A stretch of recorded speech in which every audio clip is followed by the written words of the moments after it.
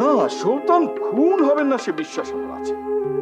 তবে তলায় তলায় যদি কেউ বিশ্বাসঘাতকতা করে, সামান্য কথা সূত্র ধরে যদি আমি রমরা ওরা সাধারণ মানুষকে সুলতানের বিরুদ্ধে খেপিয়ে তোলে, তখন সাবধান হওয়া ছাড়া আর তো কিছুই করার নেই। এবার আপনি একটু শান্ত হন। কর্তামশাই, দুজন ভট্টাচ দিয়ে এসছেন, বলছেন ওদের কি বিশেষ প্রয়োজন আছে। তুমি বসতে বলো, আমি আসছি। জি আজকে খাবার আসছে যে, ঠান্ডা হয়ে যাবে। ওরা একটু অপেক্ষা করলে ওদের কোনো ক্ষতি হবে না। বড় বউ, আমি নগর অধিকারী। মানুষ যখনই তার সমস্যা নিয়ে আসবে, আমাকে বিচার করতেই হবে। সে রাত 3 প্রহর হলে আমার ব্যক্তিগত প্রয়োজন বলে কিছু নেই।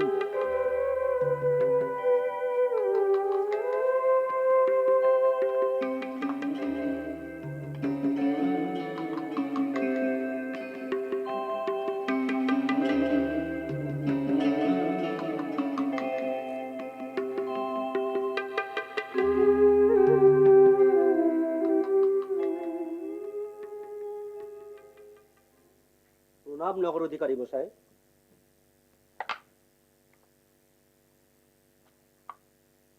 প্রণাম। বলুন, আপনাদের জন্য আমি কি করতে পারি? নগর অধিকারী মশাই, আমরা নবগ্রাম থেকে আসছি। আপনারা নবগ্রাম থেকে এসেছেন? তা আগে বলবেন তো। সেখানে শ্রীধর আচার্য মহাশয়কে চেনেন? হ্যাঁ, চিনি। তিনি আমার শ্বশুর মশাই, তার একমাত্র কন্যাকে আমি বিবাহ করেছি। আমরা সে কথা জানি রায় মশাই। আমরা শ্রীধর ঠাকুরের কাছ থেকে এসেছি। তাই নাকি? নিশ্চয়ই কোনো সুসংবাদ আছে? আছে, তবে সংবাদটি শুভ সংবাদ নয়। তবে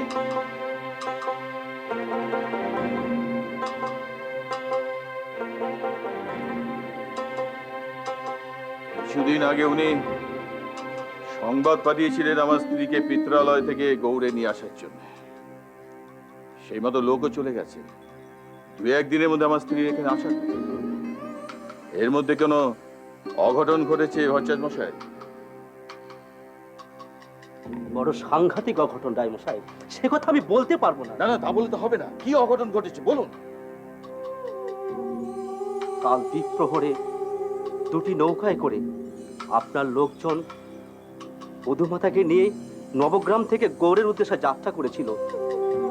সারাদিন যাত্রা করার পর সন্ধ্যায় পিপুল গ্রামের অদূরে নৌকো ফেরানো হয় রাতটুকু কাটানোর জন্য। তারপর তারপর কি কি হলো? থামলেন কেন? বলুন। তারপর তারপর রাত্রি দ্বীপ প্রহরে নৌকায় ডাকাত পড়লো। তারপর ধন সম্পদ যা ছিল সব লুটে ফুটে নিয়ে গেল।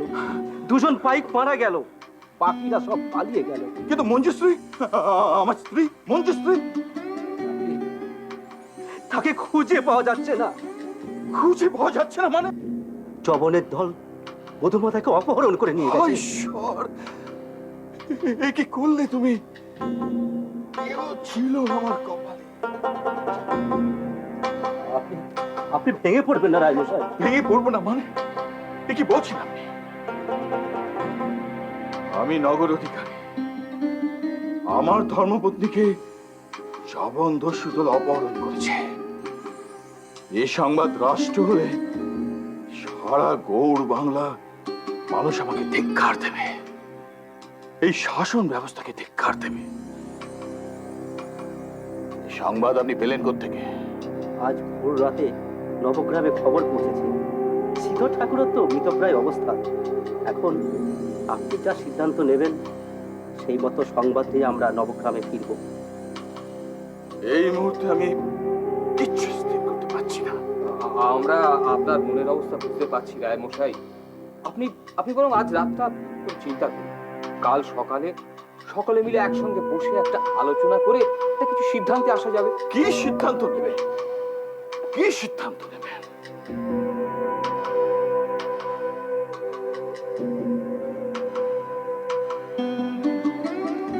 একজন ব্রাহ্মণ কন্যাকে, একজন ব্রাহ্মণ পত্নীকে চবন দস্যু দল অপহরণ করছে।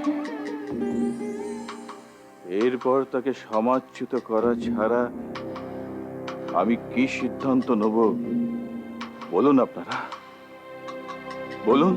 রায়মশাই, রায়মশাই, আপনি এত উত্তেজিত হবেন না। এমনও তো হতে পারে যে জবনরা বধূমাতার কোনো ক্ষতিই করতে পারেনি। কোন ভরসায় এমন কথা চিন্তা করবো বলুন? সীতা মাতাকেও তো বিনা অপরাধে অগ্নি পরীক্ষা দিতে দিয়েছিল। আর এখন তো ঘোর কলিযুগ। আমার স্ত্রী যদি নিরপরাধ হন, যদি জীবিত থাকে, আমি হয়তো তাকে ক্ষমা করব, কিন্তু সমাজ কি আমাকে ক্ষমা করবে? রায়মশাই, আমার মনে হয় অযথা দুশ্চিন্তা না করে আপনি এই মুহূর্তে লোক পাঠিয়ে বধূমাতার হদিশ করার চেষ্টা করুন। কিছুতেই কিছু হবার নয়। এখন ঘোর কলিযুগ এসেছে। একমাত্র ভগবান ভরসা, তিনিই একমাত্র রক্ষাকর্তা।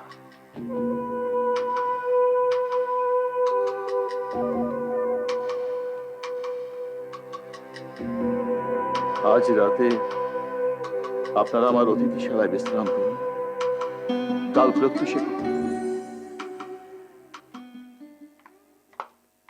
সেই খাবার ঠান্ডা হলো তো, আমি গরম খাবার আনতে বলেছি, এই এলো বলে। আজ কোনো খাবারই আমার গলা দিয়ে নামবে না বলবো। অনর্থ হয়ে গেছে। কাল মাঝ রাতে মঞ্জুশ্রীকে ডাকাতে দল লুট করেছে। সে কি, কি সাংঘাতিক কথা! হ্যাঁ, আমার মাথায় আকাশ ভেঙে পড়েছে। কি হবে এখন? লোকের কাছে আমি মুখ দেখাবো কি করে? আপনি লোকের কথা ভাবছেন, আমি ভাবছি ওই অসহায় মেয়েটার কথা। সে যদি এখনো জীবিত থাকে। ভগবান করুন যাতে সে জীবিত না থাকে। বেঁচে থাকে তো আর স্বাভাবিক জীবনে ফিরে আসতে পারবে না। কেন পারবে না? কেন? তুই পাগল হলে পারবো? যবনের দোল যাকে স্পর্শ করেছে, একজন ব্রাহ্মণ হয়ে আমি কিভাবে তাকে নিজের স্ত্রী হিসেবে গ্রহণ করব? এই যদি আপনার সিদ্ধান্ত হয়, তাহলে অযথা মনোকষ্ট পাচ্ছেন কেন? অযথা মনোকষ্ট পাচ্ছি? নিশ্চয়ই। সে যদি সমাজচ্যুত হয়েই থাকে, তাহলে তাকে নিয়ে চিন্তা করার কোনো অর্থ আছে কি? কিন্তু সে যদি জীবিত থাকে? সে জীবিত থাকলেই বা সে কি আর নিজের পরিচয় দিতে পারবে? আর পরিচয় দিলেও তার কথা কে বিশ্বাস করবে? একজন নগর অধিকারীর ধর্মপত্নীকে জবনদস্যুর দল অপহরণ করেছে, এই কথা কি মেনে নেবে? বড় বউ, ঘটনা যখন ঘটে তাকে সাময়িকভাবে লুকিয়ে রাখা যায়।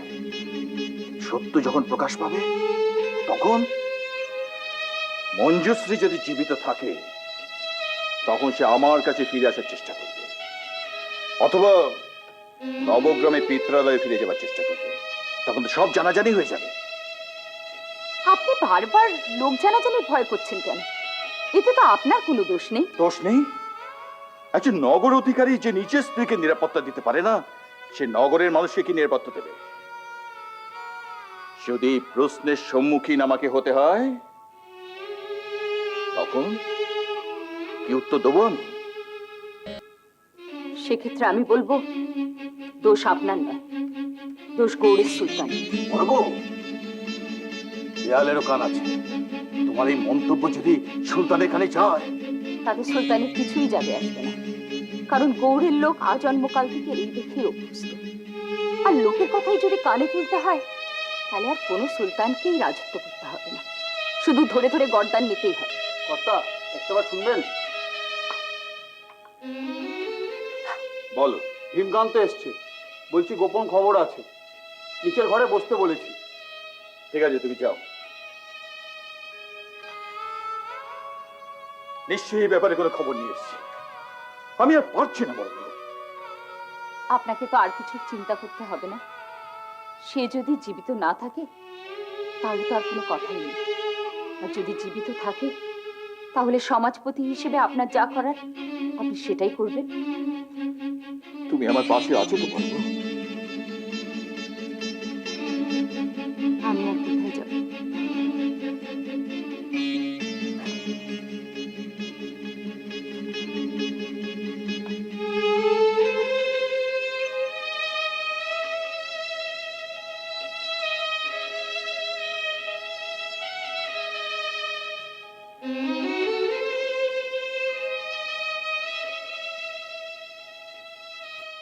হুজুর, ভেবেছিলাম আপনার দেখা আজকে আর পাবো না।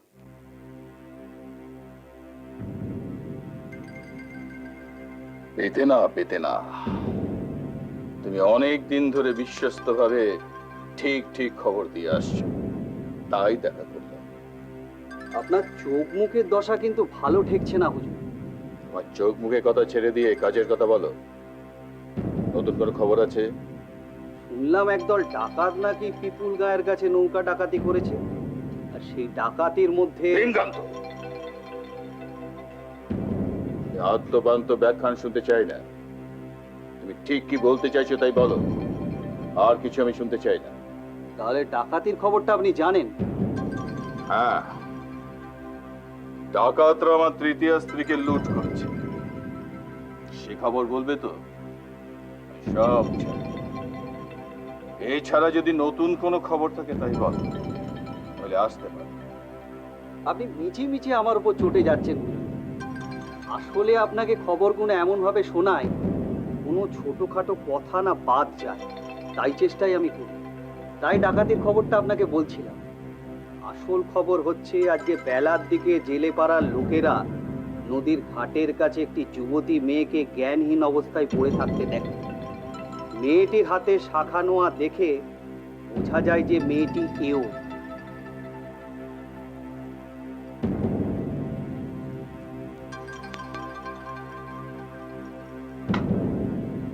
তারপর জেলেদের সর্দার মেয়েটিকে নিয়ে নিজের বাড়িতে চলে যায়। জ্ঞান ফেরার পর মেয়েটি সেই সর্দারকে বলে যে তার বাপের বাড়ি নবগ্রামে, তার পিতার নাম শ্রীধর মিশ্র, আর তার স্বামীর নাম গৌড়ের অধিকারী সুবুদ্ধি রায়। মিথ্যে কথা, আজে কথা, কখনো হতে পারে না। যে কেউ এসে আমার স্ত্রী বলে দাবি করবে সে দাবি আমাকে মেনে নিতে হবে। আমার স্ত্রীকে যখন দস্যুদল হত্যা করেছে, হ্যাঁ হত্যা করেছে, আমার কিছু প্রমাণ আছে। যাও, যাও, যাও, আমাকে একলা থাকতে দাও। যাও। যাচ্ছি যাচ্ছি। তার পিতার নাম শ্রীধর মিশ্র, আর তার স্বামীর নাম গৌড়ের অধিকারী সুবুদ্ধি রায়।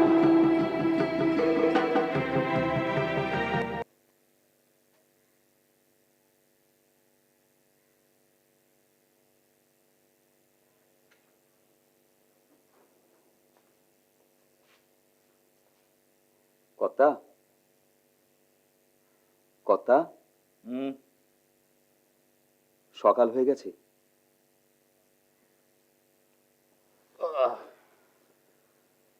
আপনি গঙ্গা স্নানে যাবেন না? নয়, তুমি এক্ষুনি একটা কাজ করতে পারো। বলুন কর্তা। একবার জেলে পাড়ায় যেতে পারো। জেলে পাড়ার সর্দার নাকি গত রাতে একটি মেয়েকে নদী থেকে উদ্ধার করেছে। সে দাবি করছে সে নাকি আমার তৃতীয় স্ত্রী। তো পরিষ্কার বলে দিও,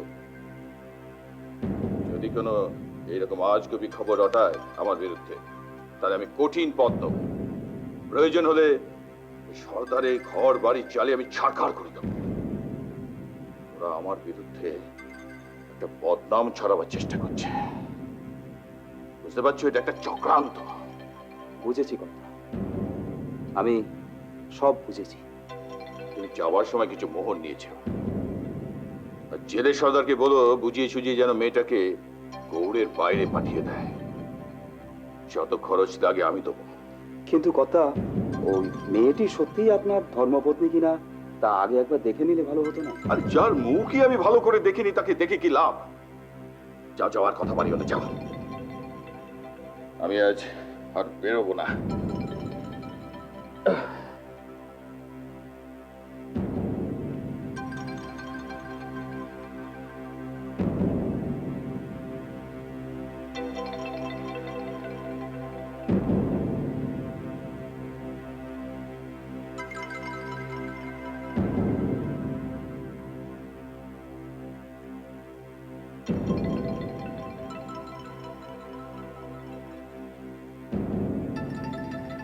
কথা আবার কি হলো? কথা ওই আমির হোসেন খাঁর কাছ থেকে একজন দেখা করতে এসেছেন, খুব জরুরি প্রয়োজন বলছেন, আমি ভেতরে আসতে বলেছি। আহ, ঠিক আছে, তুমি যাও।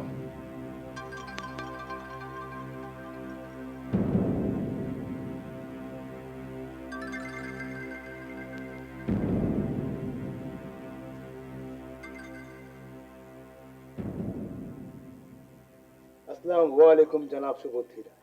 ওয়ালাইকুম সালাম। তসিব রাখুন। শুক্রিয়া জনাব, কিন্তু আমি আজ বসবো না। জনাব হোসেন খাঁ এক বিশেষ প্রয়োজনে আপনাকে এতলা দিয়েছেন। আমাকে এত্তলা দিয়েছে হোসেন খাঁ? কদিন আগেও যে আমার নৌকার ছিল, যাকে আমি দরবারে নিয়ে গিয়েছিলাম প্রথমবার সন্তানের সঙ্গে আলাপ করে, আমারই সাহায্যে যে গৌড় বাংলায় আমির হয়েছে, সে আমাকে এত্তলা দেয় তার সঙ্গে দেখা করতে। এত বড় সাহস! কাফি মাফ জনাব। জনাব হোসেন খাঁ তার শাসন ব্যবস্থা নিয়ে এক বিশেষ আলোচনা করতে চান আপনার সঙ্গে। আজ আমি ব্যস্ত আছি, আমার সঙ্গে আর দেখা হবে না। তা তোমার হোসেন খাঁকে বলে দিও, তার যদি প্রয়োজন থাকে সে যেন এসে আমার সঙ্গে দেখা করে। আমার পক্ষে তার কাছে যাওয়া সম্ভব নয়। এটা বোধহয় আপনি ঠিক করলেন না জনাব।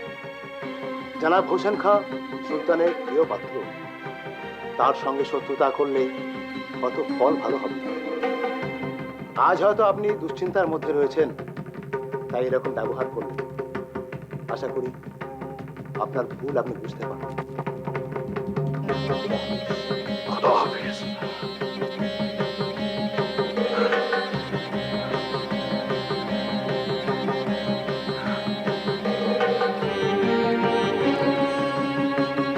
কে আছিস সেখানে? কাশি, ভাইদা, সঙ্গে জড়িয়া সিঁড়িতে সারা করে।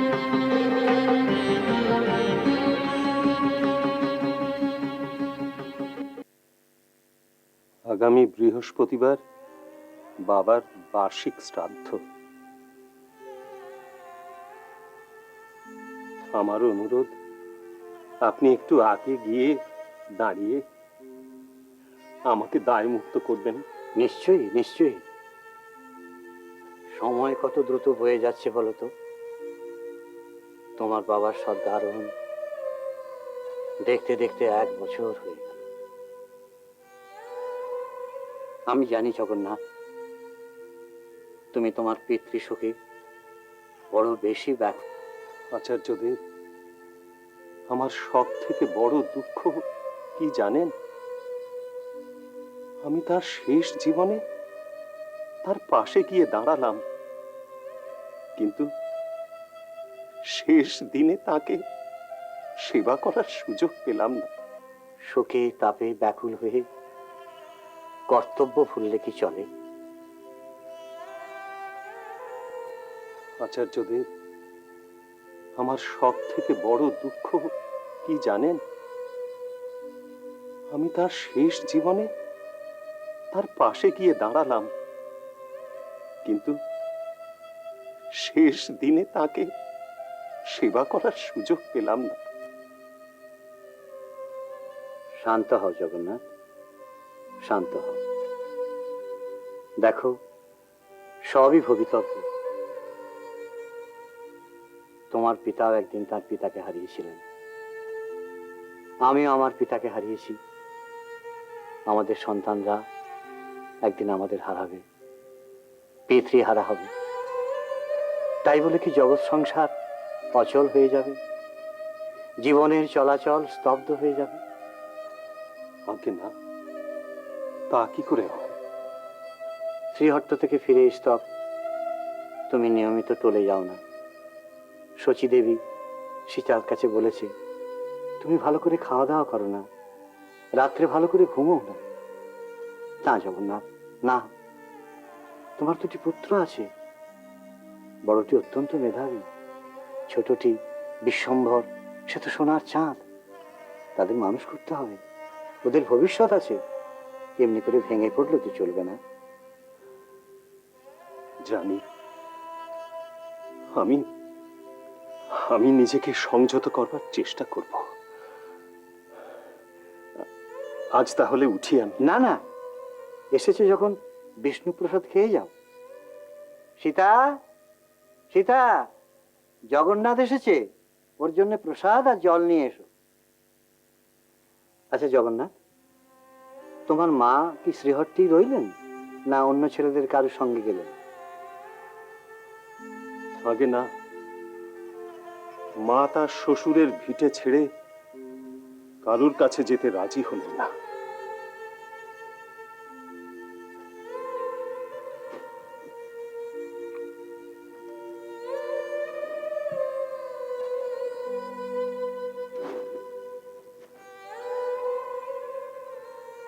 আপনার শরীর এখন কেমন আছে?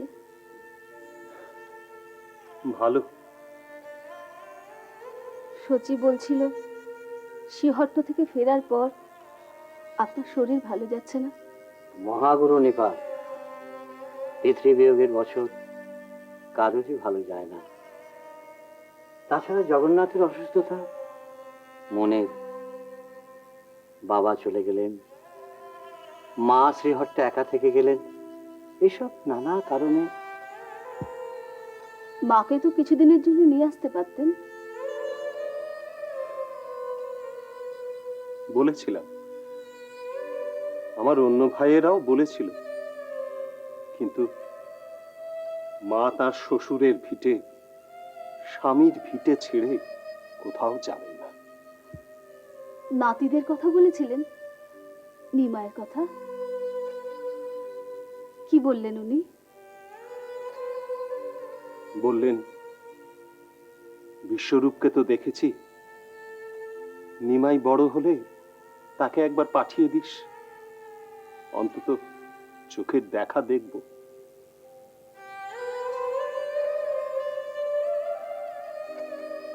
ওর কথা ভাবলেও খুব কষ্ট হয়। ছেলে, ছেলের বউ, নাতি, সব থেকেও কিছু নেই, একা। আসলে কিন্তু আমরা সবাই একা, এসেছি একা, যাব একা, মধ্যখানে একটু কোলাহল, চাওয়া পাওয়া, আশা নিরাশার প্রতিযোগিতা, সবই মায়ার খেলা।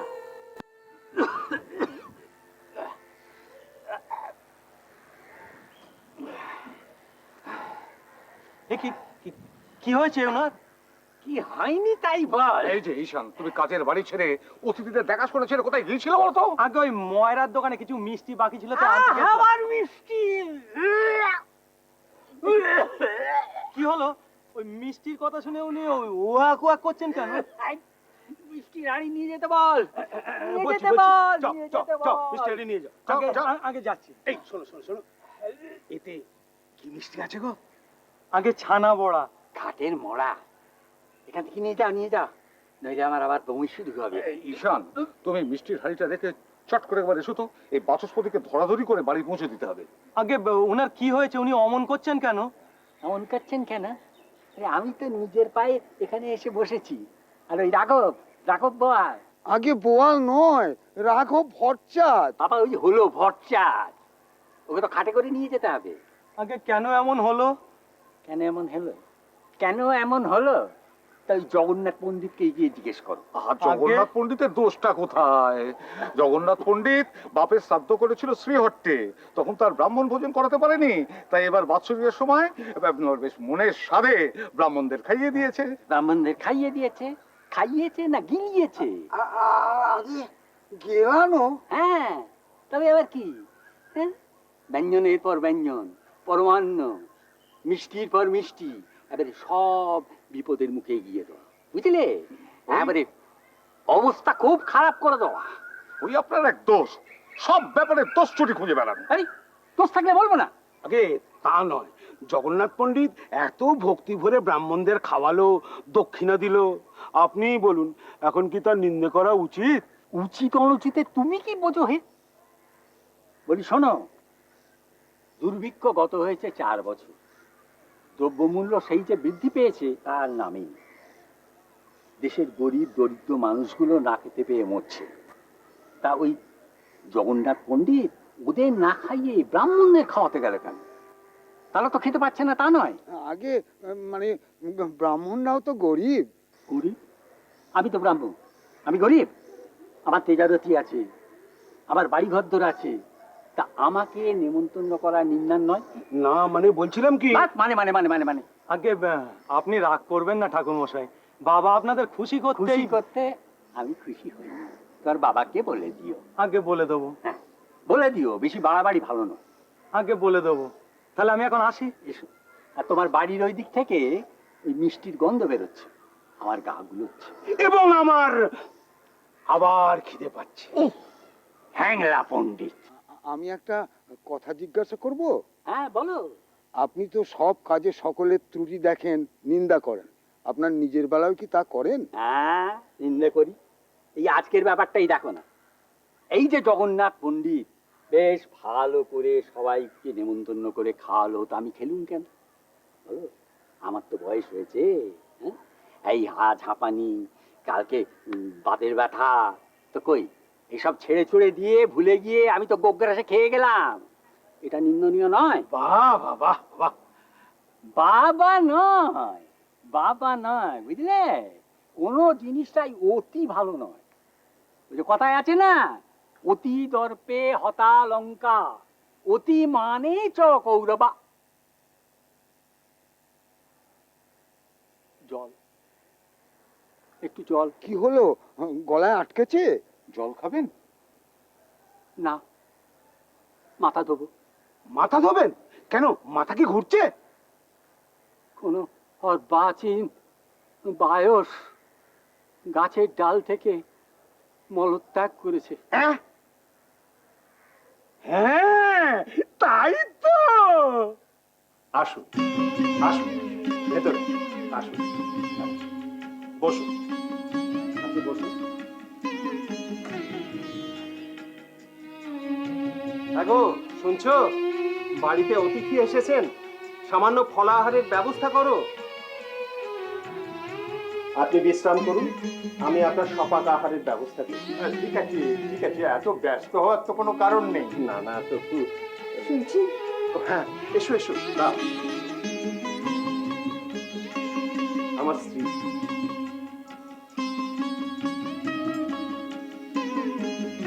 কল্যাণ হোক মা, কল্যাণ হোক।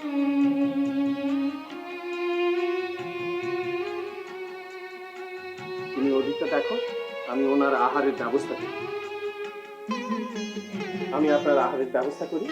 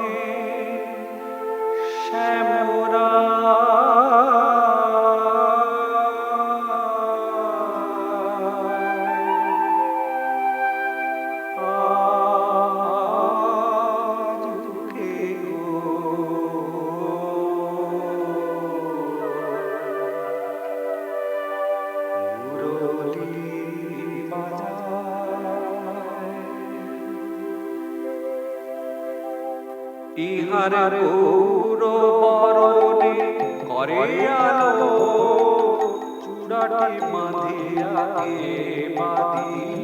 ইহার গৌর বরণে করে আলো চূড়াটি মাধিয়া কে বাঁধিল তার ইন্দ্র নীল কান্তি তনু এত নহে নন্দ সুত তাহার ইন্দ্র নীল কান্তি তনু এত নহে নন্দ সুত ইহার রূপ দেখি নবীন আকৃতি নটবর বেশ পাইল অতি ইহার রূপ দেখি নবীন আকৃতি নটবর বেশ পাইল অতি বনমালা গলে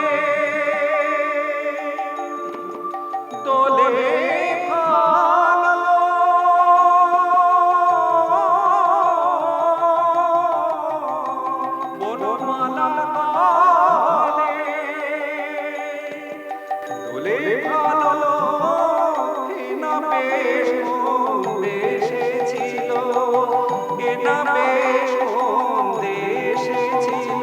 অপরূপ শোভা দেখিবারে পায় আজকে মুরলী বাজায় অপরূপ শোভা দেখিবারে পায় আজকে মুরলী বাজায় ইহার গৌর বরণে করে আলো চুনাটি বাঁধিয়া কে বাঁধিল ইহার গৌর বরণে করে আলো চুনাটি বাঁধিয়া কে বাঁধিল কে বাঁধিল ওই চুনাটি বাঁধিয়া কে বাঁধিল আজকে মুরলী বাজায় এত গুণ হে শ্যামরায় আজকে মুরলী বাজায় এত গুণ হে শ্যামরায় হরি বল হরি বল হরি বল হরি বল হরি বল হরি বল হরি বল হরি বল হরি বল হরি বল হরি বল হরি বল।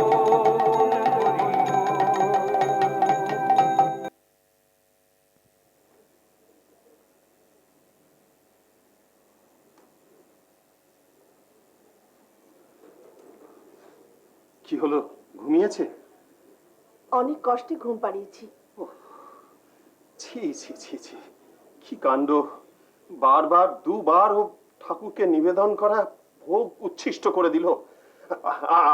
আপনি ওকে ক্ষমা করে দিন, ওর অপরাধ নেবেন না। এমন করে বলবেন না, শিশু নারায়ণ। না না, ও বড্ড দুরন্ত। সারাদিন ওকে নিয়ে আমি আর পারি না। মা, আপনি এত চিন্তা করবেন না, ব্যস্ত হবার কোনো প্রয়োজন নেই, সময়ে সব ঠিক হয়ে যাবে। আপনারা এখন একটু ভেতরে যান, আমি ঠাকুরকে ভোগ নিবেদন করে আপনাদের ডাক।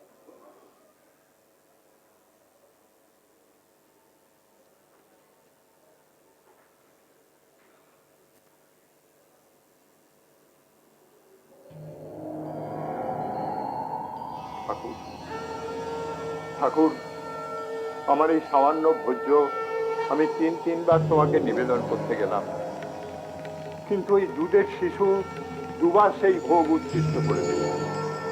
তুমি ওর কোনো অপরাধ নিও না ঠাকুর, তুমি ওকে ক্ষমা করো, তুমি ওর কোনো অপরাধ নিও না ঠাকুর। দুষ্টুটা এখন ঘুমিয়েছে, এইবার তুমি আমার নিবেদন গ্রহণ করো ঠাকুর, নিবেদন গ্রহণ করো।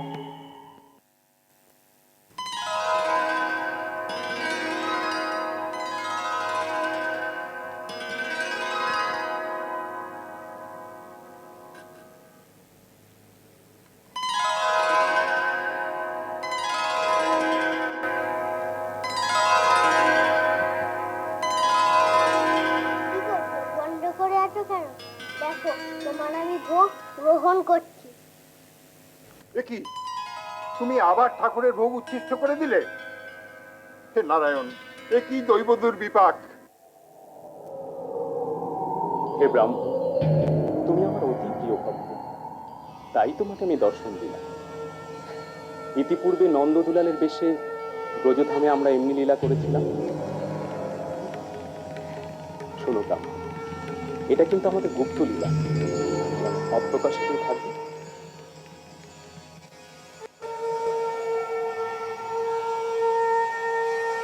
কই গো, তোমরা সব গেলে কোথায়? শীঘ্র এসো, শীঘ্র এসে তাড়াতাড়ি।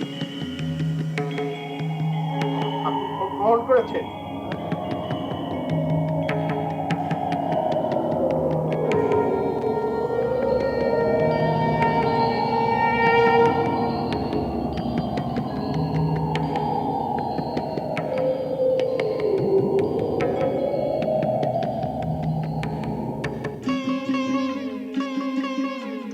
ডাকো, ভগবান শ্রীকৃষ্ণকে ডাকো। ভক্তের ডাকে তিনি সাড়া না দিয়ে পারেন না। গীতায় তিনি নিজে বলেছেন, যে যেমন কর্ম করে আমি তাকে ঠিক তেমনি ফল দিয়ে থাকি। কিন্তু আচার্য, গোপিনীদের নিষ্কাম সাধনায় ভগবান শ্রীকৃষ্ণ সে প্রতিজ্ঞা ভঙ্গ করেননি কি? হ্যাঁ, যথার্থ বলেছ বৎস। হ্যাঁ, শ্রীকৃষ্ণের প্রতিজ্ঞা ভঙ্গ হয়েছিল। হ্যাঁ হ্যাঁ আচার্য, ওই লঘু ভগবতামৃতে আছে যে শ্রীকৃষ্ণ অর্জুনের কাছে সে কথা স্বীকার করেছেন।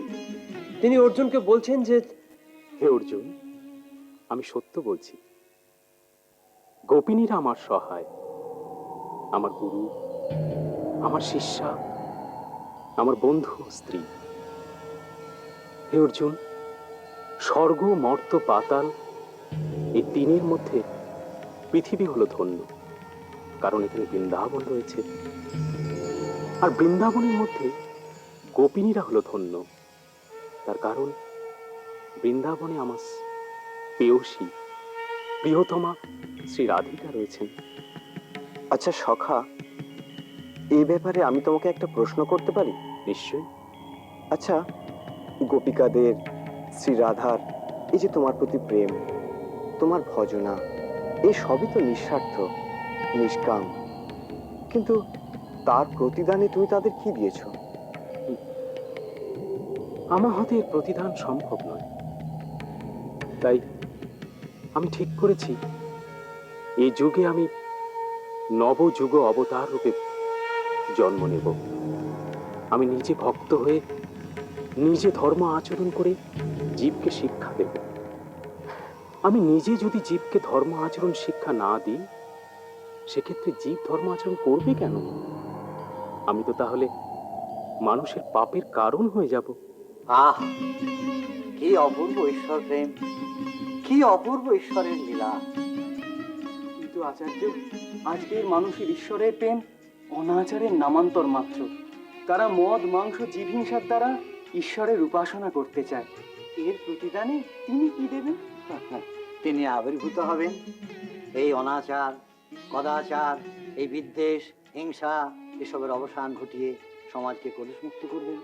হ্যাঁ, আমি নিত্য ধ্যানে দেখতে পাই তিনি শ্রী রাধা আর গোপিনীদের ঋণ শোধ করতে পারেননি বলে সেই রসমাধুরী আস্বাদন করতে রাধা ভাব নিয়ে ধরাধামে অবতীর্ণ হবেন। ঠিক বুঝতে পারলাম না।